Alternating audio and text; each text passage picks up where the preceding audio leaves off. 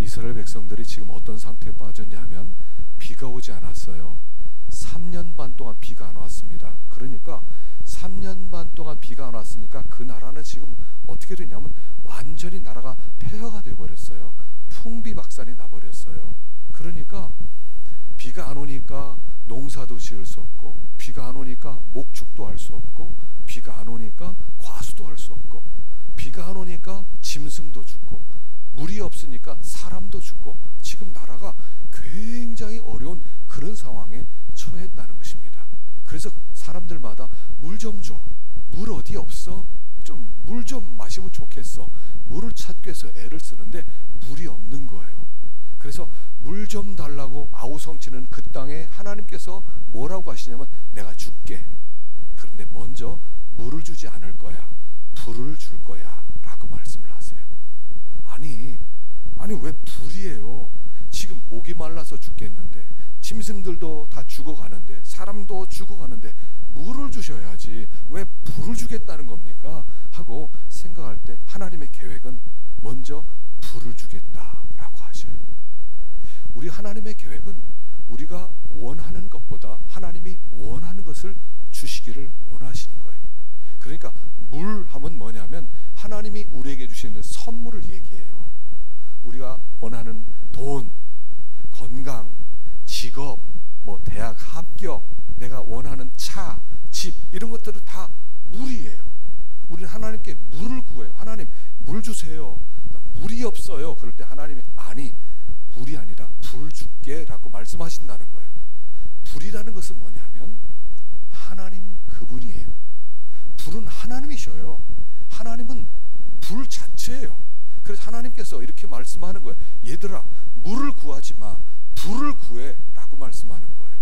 왜냐하면 하나님이 있으면, 하나님이 우리 가운데 오시면, 불이 임하면 그 다음에는 하나님의 선물들이 따라오는데, 하나님 불 말고요, 하나님 말고요, 하나님 선물만 주세요. 하나님 돈을 주세요. 하나님 건강을 주세요. 하나님 직업을 주세요. 그러면 싫어, 난 그렇게 안 줄 거야 라고 말씀하셔요. 그래서 우리가 하나님께 나올 때는 불을 달라고 그래야 돼요.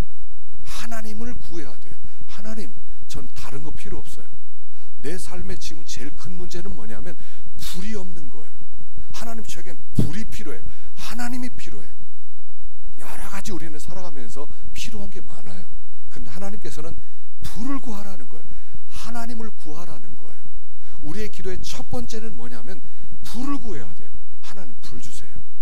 하나님 주세요. 하나님을 소유하고 싶어요. 하나님, 저의 심령 가운데 오세요. 그래서 하나님이 우리 가운데 오시면 어떻게 오시냐면 불로 오셔요. 하나님을 소유한 사람, 하나님을 만난 사람은 다 심령이 막 뜨거워져요. 하나님을 소유한 사람은 가만히 있을 수가 없어요. 막 날뛰고 싶은 거예요. 왜냐하면 불이 임했으니까.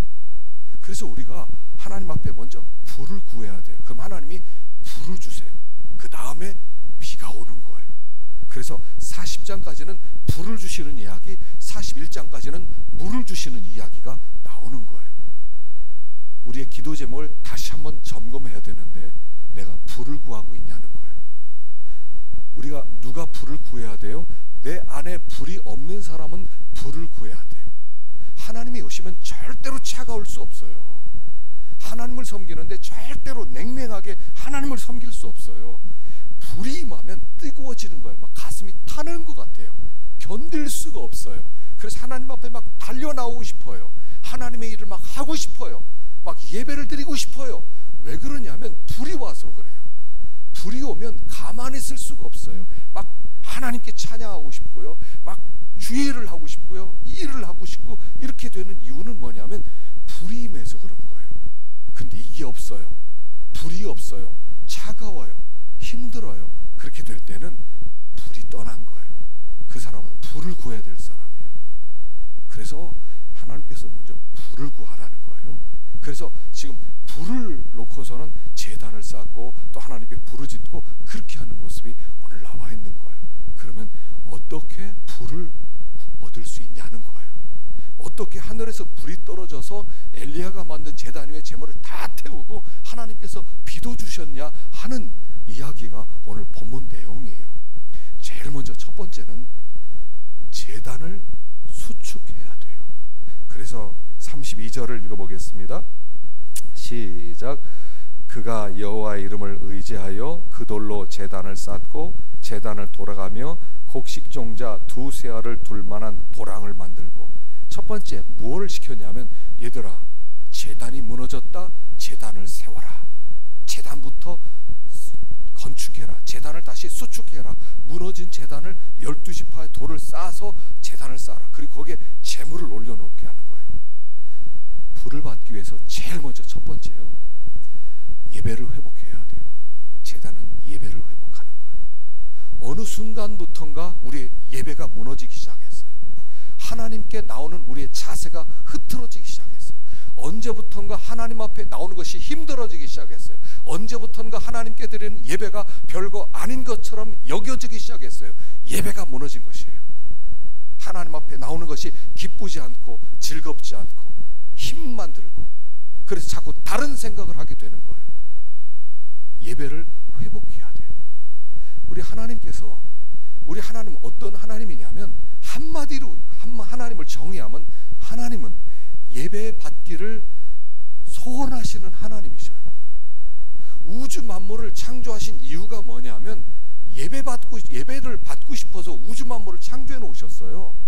하늘에 별을 만들어 놓고, 또 꽃들을 만들어 놓고, 단풍잎을 물들게 만들고, 곤충을 만들어 놓고, 인간을 만들어 놓고, 하나님이 뭐라고 하시는 거야? 뭐라고 하셔요? 얘들아 저 들판에 나가봐. 저 아름다운 저 산에 있는 단풍들 누가 만든 줄 알아? 내가 만들었단다. 하늘의 별을 봐. 저 하늘에 그 무한대 펼쳐진 창공을 봐. 저거 누가 만든 줄 알아? 내가 만들었어. 너 저 태양을 한번 쳐다봐. 너 태양을 5초만 쳐다보면 너 눈 멀 거야. 저 태양 누가 만드는 줄 알아? 내가 만들었어. 너 사람의 인체를 한번 봐. 인체가 얼마나 오묘한 줄 알아? 누가 만들었어? 내가 만들었어. 너 나는 예배받게 합당해. 그 얘기 하시는 거예요. 우주 만물을 보면서 와, 하나님 당신은 정말 대단해요. 이게 예배예요. 우주 만물을 바라보면서 와, 하나님 하신 일 정말 오묘해요. 하나님 당신을 찬양합니다. 이게 예배예요. 창조의 목적이 뭐냐면 예배예요. 이렇게 아름다운 세상, 여러분 꽃을 보더라도요, 꽃도요 그렇게 아름다울 수가 없어요. 그렇게 아름답고요, 또 곤충을 보면 그 하나하나가요 얼마나, 여러분 그 반딧불 있죠? 반딧불. 이 반딧불이요, 반딧불이 몇 년 얼마를 사냐면 일주일을 살아요. 일주일을 살면서 1분에 반딧불을 60번 반짝반짝 거린대요. 그래서 그 반짝거리는 이유는 뭐냐면 나 여기 있어, 나 찾아봐, 여기 있어. 그래서 결혼을 위해서 반딧불이 반짝거리는 거예요. 근데 일주일 내에 결혼을 해야 되는데 결혼을 못 하잖아요. 나중에 자기를 찾는 짝이 없으면 1분에 120번을 깜빡거린대. 깜빡 나 여기 있어, 나 여기 있어, 나 좀 찾아줘. 와, 하나님이 만들었어요. 이게 애벌레에서부터 번데기를 거쳐서 딱 나오자마자 불빛이 비춰지는 거예요. 몸에서 불이 나오는 거예요. 와, 얼마나 신기해요. 하나님이 만들었어요. 이 모든 것들을 보면서 하나님을 찬양하게 되는 거예요. 예배라고 하는 것은 이거예요. 어떤 사람이 피아노를 막 독주회를 너무 잘했어요. 그러면 일어서서 막 박수를 쳐요. 어떤 사람이 노래를 너무 잘했어요. 그럼 박수를 쳐요. 우리나라 사람은 이 박수 치는 게 인색하지만 외국 사람들은요 서가지고 박수를 치는데 10분 동안 박수를 쳐요. 10분 동안. 그러면 이렇게 연주한 사람이 다시 나와서 또 노래하고, 또 들어가면 또 박수 치면 또 나오고 그래서요 어떤 때는 앵콜곡이 더 많을 때도 많아요. 그게 뭐냐면 당신 노래 대단했어요. 당신 피아노 연주 대단했어요. 당신을 찬양합니다. 당신을 예배합니다. 이게 박수예요. 이게 박수예요. 우리 하나님 앞에 나와서 하나님 행하신 일 너무 위대해요. 무엇보다도 나 같은 자를, 나같이 변덕스럽고 내가 나를 생각할 때 참 끔찍하고 나를 생각할 때도 가치가 없는데 하나님 나를 구원해서 하나님의 생명 주시고 영생을 주셨어요. 독생자 예수님을 보냈어요. 하나님 이렇게 얘기하는 거예요. 독생자를 십자가 못 박고 나서 얘들아 이게 내가 너희를 향한 사랑이야. 너희들은 스스로 자격 없다고 생각하지. 너희들은 너무 사랑스러운 존재야. 너희들은 정말 위대해. 나는 너희들과 영원히 함께 살고 싶어. 그러니 나를 찬양해. 이런 뜻이에요.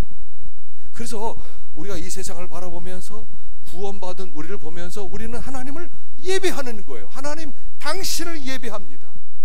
우리가 이렇게 함께 모여서 하나님을 예배하는 거예요. 하나님 당신을 예배합니다. 찬양합니다. 하나님이 이걸 너무 좋아하세요. 근데 그 예배를 우습게 여길 때 하나님이 굉장히 싫어하세요. 하나님은 예배 받기를 너무 좋아하는데 우리 예배가 귀찮아, 힘들어, 어려워, 할 수 없이 나가. 오늘 여기 보니까요, 이사야 1장에 이렇게 말씀을 합니다. 11절 시작. 여호와께서 말씀하시되 너희의 무수한 재물이 내게 무엇이 유익하뇨? 나는 순양의 번제와 살찐 짐승의 기름에 배불렀고 나는 수송아지나 어린 양이나 순염소의 피를 기뻐하지 아니하노라. 너희가 내 앞에 보이로오니 이것을 누가 너희에게 요구하였느냐? 내 마당만 밟을 뿐이니라. 헌금만 드리는 되는 줄 알아요. 하나님 헌금 많이 드렸어요. 제가 소 한 마리 갖고 왔어요. 그 당시에 소는 제일 좋은 예물이었어요. 하나님께 드리는 소 갖고 왔어요. 됐죠? 나는 내가 언제 소 갖고 오라고 그랬어? 언제 순염소 갖고 오라고 그랬어? 너희들 마음을 원했지. 정말로 하나님 찬양합니다. 정말 하나님 영광 받으십시오. 저에게는 하나님밖에 없습니다. 이걸 원했지. 억지로 나와서 예배 드렸어 오늘. 아유 뭐 목사님 얼굴 한번 봤어. 됐어. 누가 그걸 원했냐는 거예요. 난 그걸 원하지 않았어. 문 닫아. 예배 드리지 못하게. 그렇게 해서 구약 성경이 그래서 끝나는 거예요. 예배를 잘못 드렸기 때문에 교회 문을 닫는 게 구약 이야기예요. 조심하셔야 돼요. 예배는 선택이 아니에요. 예배는 필수요, 삶의 클라이막스요, 우리 삶의 원점 같은 거예요. 이걸 잊어버리면 뿌리가 썩는 거예요. 언제부턴가 예배를 소홀히 여겨. 조금 힘들면, 조금 어려우면 안 드려도 돼. 어려우니까, 힘드니까, 피곤하니까. 언제부터 그렇게 된 거예요? 하나님이 그런 존재예요. 그래서 이 엘리야가 했던 일은 비가 그친 기근 속에서 하나님 앞에 제단부터 세워나가는 거예요. 제단이 바로 돼야 돼요. 그게 원점이에요. 우리의 뿌리예요. 이게 썩으면 인생이 끝나는 거예요. 두 번째로는요, 하나님만 의지하라는 거예요. 자, 여기 33절 읽어보겠습니다. 시작. 또 나무를 버리고 송아지의 각을 떠서 나무 위에 놓고 이르되 통 넷에 물을 채우다가 번제물과 나무 위에 부으라 하고 또 이르되 다시 그리하라 하여 다시 그리하니 또 이르되 세 번째로 그리하라 하여 세 번째로 그리하니 물이 제단으로 두루 흐르고 도랑에도 물이 가득 찼더라. 자, 단을 쌓았어요. 그 위에 송아지를 올렸어요. 그리고 뭐라고 그러냐면 얘들아, 이 산 밑으로 가면 저기 지중해 바다가 있지 않니? 거기서 물을 4통이 있는데 4통의 물을 갖다가 이 제단에 부어라. 나무 위에 부어라. 그러는 거예요. 4통을 갖다 잔뜩 부었어요. 그랬더니 한 번 더 갔다 와. 또 4통을 가지고 또 물을 잔뜩 부으니까 한 번 더. 그래서 3번 12통을 거기다 물을 부으는 거예요. 그 또랑에 물이 가득하고 나무는 다 젖고 재물도 다 젖었어요. 자, 됐다. 무슨 뜻이에요? 이제는 다른 것을 의지하지 말라는 거예요. 하나님만 의지하라는 거예요. 물까지 부었어요. 이제는 어떤 수단 방법이 안 통해요. 누가 몰래 라이터를 숨기고 있다 불을 켤 수 없어요. 무슨 부싯돌을 가졌다가 불을 놓을 수가 없어요. 완전히 하나님만 바라보는 거예요. 완전히 하나님이 불을 주지 않으면 우리는 죽습니다. 그리고 나서 하나님께 간구하는 거예요. 신앙생활은 뭐냐면 하나님만 바라보는 거예요. 하나님만 의지하는 거예요. 우리에게는 다른 길이 많지 않아요. 한 길밖에 없어요. 한 길. 우리가 자꾸 다른 것을 의지하려고 하거든요. 신앙생활을 그렇게 하는 거 아니에요. 하나님만 의지하는 거예요. 그리고 하나님만 의지하고 살아가는 생활을 신앙생활, 영적인 생활이라고 하는 거예요. 하나님 의지하지 않고 내 힘으로 뭐 하겠다, 내 힘으로 얻어지는 것 다 그건 뭐예요? 그건 생존을 위한 삶이에요. 우리는 생존을 위해 사는 게 아니라 하나님의 뜻을 이루기 위해 사는 거예요. 생존이 아니에요. 생존이 목적이 아니에요. 생존은 짐승 같은 삶이에요. 그냥 짐승도 생존을 위해서. 생존하고도 하나님이 있지요? 아니요. 우리는 하나님을 섬기고 나서 생존이 따라오는 거예요. 여기에 물을 잔뜩 부었어요. 신앙은 하나님만 의지하는 거예요. 하나님. 그래서 역대하 16장 9절에 한번 읽어보겠습니다. 역대하 16장 9절 시작. 여호와의 눈은 온 땅을 두루 감찰하사 전심으로 자기에게 향하는 자들 위하여 능력을 베푸시나니 이 일은 왕이 망령되이 행하였은즉 이후부터는 왕에게 전쟁이 있으리다. 여호와의 눈은 온 땅을 두루 감찰하세요. 마치 위성 같아요. 저 공중에 한 위성이 다니면서 사진을 찍고 있거든요. 사진을요 샅샅이 찍고 있어요. 지금 우리나라도요 사진을 샅샅이 찍어요. 그래서 만일 저 옥상에다가 우리가 허락받지 않고 몰래 집 하나를 지어놨잖아요. 그럼 이게 찍혀요. 그래서 곧바로 이렇게 구청에서 나와요. 당신 옥상 올라가 봅시다. 옥상 올라가면 집이 있는데 그걸 귀신같이 알아맞혀요. 왜냐하면 사진을 다 찍고 있으니까. 근데 하나님도 똑같이 사람들을 사진 찍고 있대요. 하나님은 마음 사진을 찍어요. 사람들의 마음을 사진을 샅샅이 찍고 있어요. 그 마음이 어떤 마음인지. 그러다가 전심으로 하나님을 찾는 사람 사진 그 앞에서 딱 멈추는 거예요. 하나님이 사람의 마음을 쫙 사진을 찍다가 어떤 사람이 막 주만 의지하고 주만 바라보고 전 주님 없이는 못 삽니다. 주님이 내 삶의 전부입니다. 주님 저를 도와주십시오 할 때 하나님이 거기서 딱 멈춰지는 거예요. 그리고 이 사람이 전심으로 하나님을 찾을 때 하나님이 그래 내가 도와줄게 이게 딱 만나는 거예요. 그때 응답이 와요. 그때 놀라운 일들이 벌어져요. 이런 일들이 계속 일어나야 돼요. 일어나지 않는다는 것은 뭐냐면 내가 전심으로 하나님을 안 찾는다는 얘기예요. 내가 하나님을 찾는 것과 하나님의 사진이 쫙 맞을 때 거기에 불꽃이 튀면서 놀라운 기적들이 나타나는 거예요. 하나님이 여호와의 눈은 온 땅을 두루 감찰하사 전심으로 자기를 향하는 자들을 위하여 능력을 베푸시나니. 그 신앙생활은 이런 겁니다. 우리가 하나님을 바라보고 하나님을 의지하고 하나님을 집중했더니 하나님도 우리에게 집중해 주시는 거예요. 하나님이 집중해 주세요. 나에게 집중해 주세요. 내 기도 소리에 집중해 주세요. 이게 만나는 사건이에요. 이게 만나야 돼. 그래서 여기 물을 부어놓고 나무에다 물을 부어놓고 하나님 이젠 당신만 바라봅니다 하고 전심으로 바라봤더니 하나님이 불을 주시는 거예요. 예전에 고아의 아버지라고 하는 조지 뮬러가 있어요. 이 조지 뮬러라는 사람이 고아들을 전쟁이 일어나서 고아들이 많이 생겼는데 그 고아들을 많이 키웠어요. 길바닥에 버려져 있는 아이들 다 데려다가 수천 명을 키웠어요. 나중에 15,000명 이상 되는 굉장히 많은 아이들을 키웠는데 그때요 어떤 부자가 와서 부자고 관리도 높은 관리가 와서 얘기를 하더래요. 혹시 고아원에 필요한 거 뭐 있냐고, 내가 뭐 도와주면 되겠냐고. 그러니까요 이 조지 뮬러가 이렇게 대답했대요. 아주 퉁명스럽게. 그걸 왜 나한테 물어봐요? 하나님께 물어봐야지. 맞아요, 틀려요? 고아원 원장이 조지 뮬러인데 원장한테 뭐 필요합니까? 그랬더니 왜 나한테 물어봐요? 하나님께 물어보라고. 하나님이 필요한 거 가르쳐주면 그거 가져오라고. 그리고 보냈대요. 이게 하나님만 의지하는 거예요. 그래서 조지 뮬러는요 아무리 어려워도 절대로 사람에게 손을 펴지 않았어요. 나 좀 도와주세요. 절대로 그렇게 전화한 적이 없었대요. 사람 보낸 적이 없었대요. 도와달라고 한 적이 없대요. 하나님만 의지하는 거예요. 하나님만 의지하면 하나님이 채워주시는 거예요. 인생은요 내가 내 인생 가는 게 아니에요. 하나님이 우리를 이끌어 가시는 거예요. 이게 하나님과 함께 살아가는 생활이에요. 이제 제가 한 달에 한 번씩 또 책을 또 소개하려고 생각을 해요. 또 막 예전에 하다가 또 안 했는데 이번에 꼴찌 박사라는 책을 제가 소개하려고 그러거든요.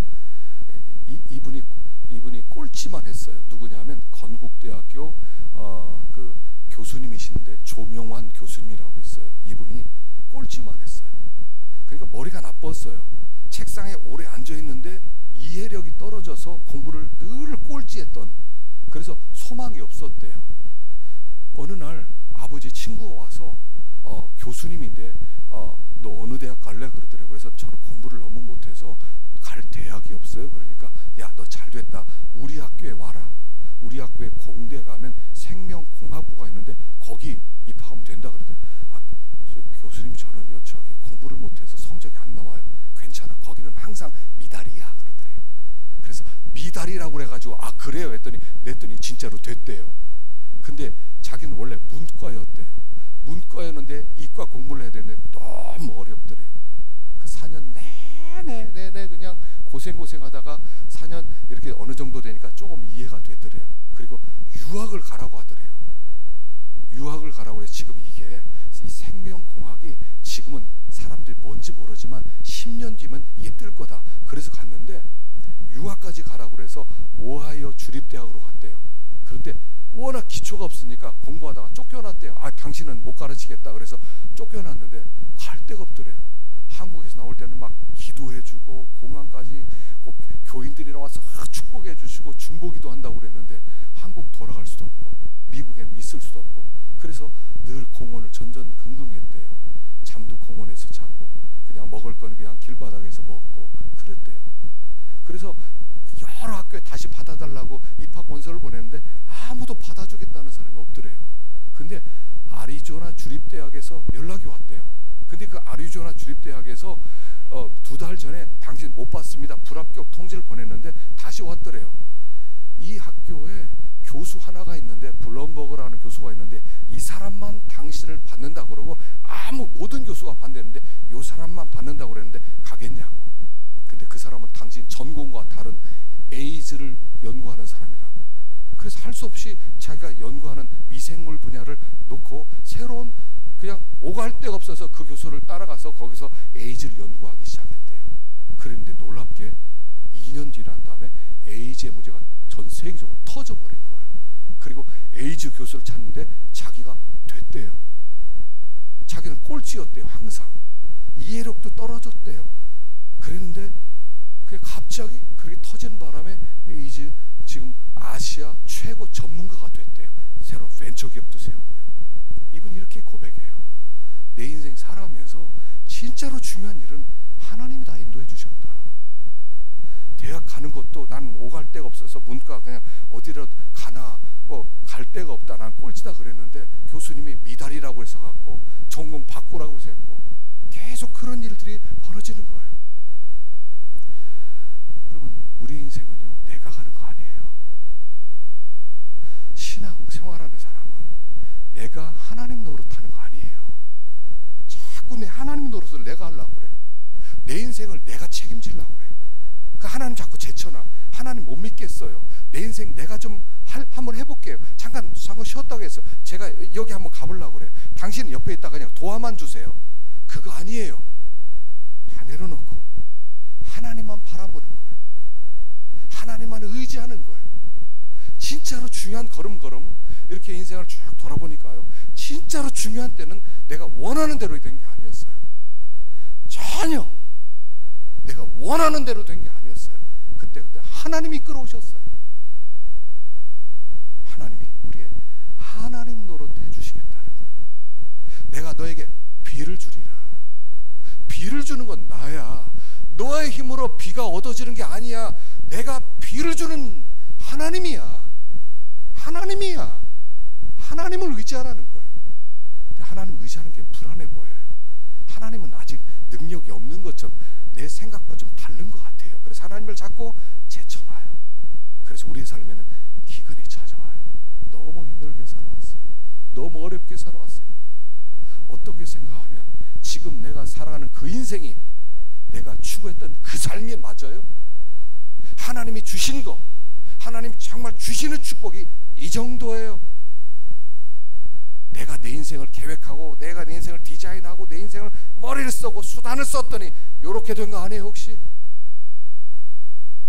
하나님만 의지하라는 거예요. 뿌려버리는 거예요. 하나님 더 이상 이것들을 의지하지 않습니다. 하나님 더 이상 이것들이 내 삶을 책임지는 것이 아닙니다. 하나님이 책임지십니다. 모든 것에 죄를 뿌려버리는 거예요. 그리고 하나님을 찾는 거예요. 하나님, 나에겐 당신밖에 없어요. 이게 신앙이에요. 하나님, 나에겐 하나님밖에 없어요. 이게 물을 붓는 거예요. 삶에 물을, 재물에 물, 나무에다가 이 나무에 어떻게 뭐 이렇게 뭐 부싯돌이 어떻게 좀 부딪히면서라도 불이 났을 때 좀 붙을 수 잘 말라야 되잖아요. 필요 없다는 거예요. 그렇게 안 해도 된다는 거예요. 물을 부어버리는 거예요. 완전히 적셔버리는 거예요. 하나님만 의지하는 거예요. 신앙은요, 하나님만 의지하는 거예요. 내 인생을 내가 다 프로그램을 짜놓고 하나님 옆에서 좀 도와만 주세요, 이런 거 아니에요. 이제부터는 이렇게 하십시다. 누구에게 손 내밀지 마세요. 나 도와달라고 하지 마세요. 우리를 도와줄 자는 그 사람이 아니에요. 그 권세 있는 사람이 아니에요. 나를 도와줄 수 있는 사람은 위에 계신 하나님밖에 없어요. 위뿐이에요. 비를 주실 수 있는 분은 저분밖에 없는 거예요. 누가 비를 내려줘요? 자기 인생도 쩔쩔매는 주제예요. 하나님만 의지하는 거예요. 세 번째는 37절입니다. 읽어보십시다. 시작. 여호와여 내게 응답하옵소서. 내게 응답하옵소서. 이 백성에게 주 여호와는 하나님이신 것과 주는 그들의 마음을 되돌이킴을 알게 하옵소서. 하나님께 기도해요. 부르짖어요. 응답하옵소서, 응답하옵소서. 세 번째는 하나님께 부르짖는 거예요. 불을 원하면 부르짖어요. 이 부르짖는다는 것은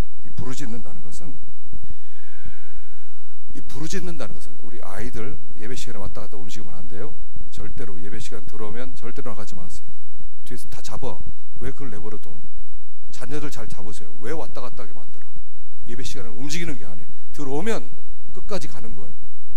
누가 왔다 갔다 해요? 어른들도 왔다 갔다 해요. 하지 마세요. 예배 시간에는 집중하는 거예요. 하나님께. 이건 어떤 교회든 기본이에요. 그래서 요걸 좀 잘 지켜야 예배가 이렇게 은혜 가운데 되죠. 자꾸 산란스러워지면 안 됩니다. 자, 세 번째는요, 부르짖는 거예요. 여러분, 이 부르짖는다는 것은 뭐예요? 전진한다는 뜻이에요. 여러분, 삶의 기도가 멈춰졌다는 것은 내 인생이 멈춰졌다는 뜻이에요. 언제부턴가 우리의 입에서 기도 소리가 나오지 않을 때는 더 이상 나는 전진하지 않는 거예요. 그냥 여기 서 있는 거예요. 그냥 그래도 먹고 살 수는 있어요. 그러나 전혀 하나님과 관계 없는 삶을 살고 있다는 뜻이에요. 기도만이 우리를 전진시키는 힘이에요. 기도할 때 하나님이 감동을 주시고, 기도할 때 우리를 이끌어 가시고, 기도할 때 동행하시는 것이지, 멈춰서 있을 동안에, 기도하지 않을 동안에는 하나님도 가만히 계셔요. 내 삶에 어떤 역사를 하지 않아요. 가만히 한번 생각해 보셔요. 하나님이 우리의 삶에 역사가 있었어요.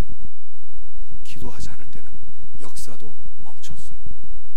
기도하는 동안에 하나님께서 함께 일하시는 거예요. 지금 여기 어떻게 생각하면 그동안에 기도가 없어, 이스라엘 백성의 기도가 멈춰졌을 때 그들의 전 삶이 멈춰졌던 거예요. 그러나 이제부터 엘리야가 기도하면서 하늘이 열려지고 그들이 전진하기 시작하는 거예요. 전진하면서 비가 내려지는 거예요. 우리가 부르짖음이 있어야 돼요. 마음의 부르짖음. 솔로몬이 하나님 앞에 일천 번제를 드렸다는 것은 뭐예요? 부르짖었다는 뜻이에요. 소리만 질렀다는 뜻이 아니에요. 마음 가운데 간절한 소원이 생기는 거예요. 성도들은 마음 가운데 부르짖음이 있어야 돼요.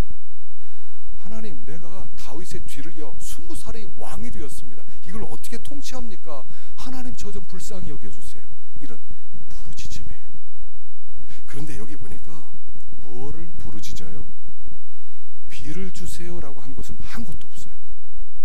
하나님, 불을 주세요 하지도 않았어요. 하나님 응답하셔서 불로 응답해 주세요. 여러분, 찬양 중에 뭐 엘리야가 뭐 불로 응답하소, 불로 기도한 적이 없어요. 가만히 보셔요. 뭐를 구했어요?